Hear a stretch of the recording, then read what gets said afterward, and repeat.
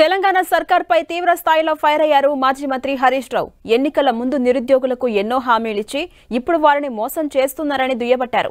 కాంగ్రెస్ ఇచ్చిన హామీలన్నీ నెరవేర్చాలంటూ డిమాండ్ చేశారు. నిరుద్యోగులు ఏమైనా గొంతెమ్మ కోరికలు కోరుతున్నారా? ఇచ్చిన హామీ ప్రకారం జాబ్ క్యాలెండర్ రిలీజ్ చేయాల్సిందేనంటూ డిమాండ్ చేశారు.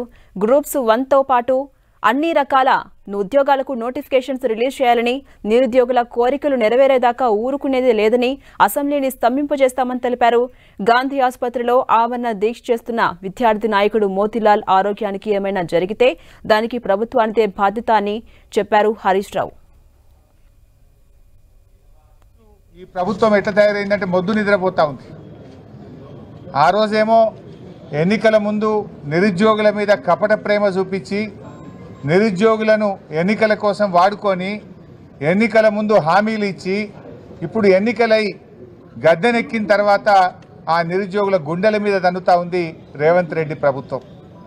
ఓడదాటేదాకా ఓడమల్లప్ప, ఓడదాటినాక బోడమల్లప్ప లెక్క నేటి కాంగ్రెస్ ప్రభుత్వం ఈ పార్టీ యొక్క పరిస్థితి తయారైంది.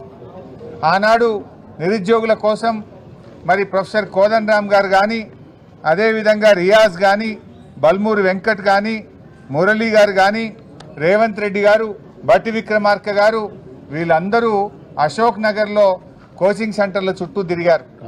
బస్సు యాత్రలు చేపించారు.